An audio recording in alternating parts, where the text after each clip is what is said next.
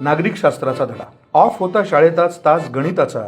दुसरेच sir वर्गात आले, म्हणले काहीतरी वाचा.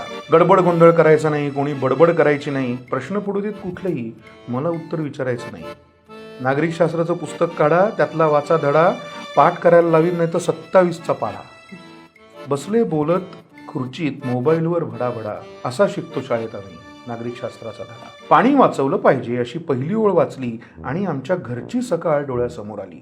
ताई घासते दात सोडून बेसिन मधला नळ. बाबा करतात दाढी तेव्हा पाणी वाहते खळखळ. ताजं पाणी पाहिजे म्हणून आई ओतते भरलेला अर्धा घडा.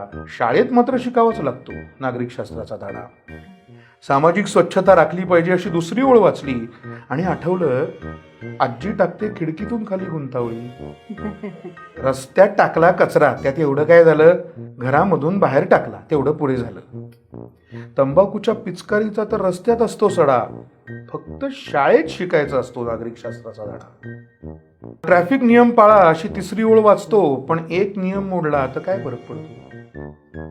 सिग्नल बिग्नल मानत नाही, उभे बिंदास झेब्र्यावरती. एका मोटरसायकलवर तिघे वरती. जर कोणी बोललं तर भांडण आणि शिव्या. लहान मोठा न बघता मुक्तपणे द्याव्या. कुठे कुठे पोचायची सगळ्यांनाच असते घाई आणि तरी सुद्धा वेळेवर कोणीच पोचत नाही.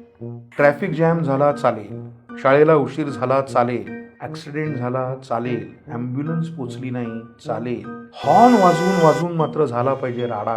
कशाला शाळेत शिकायचा नागरिक शास्त्राचा धडा. खरं तर नागरिक शास्त्र 100 मार्कांचं हवं. मोठ्यांनी ते छोट्यांपर्यंत सहज पोचवून द्यावं. माझ्यामुळे इतरांना त्रास होणार नाही एवढंच असतं नागरिक शास्त्र, बाकी काही नाही. मोठ्यांनी जर वागण्यामधून घालून दिला धडा, नको ना शाळेत शिकायला मग नागरिक शास्त्राचा धडा.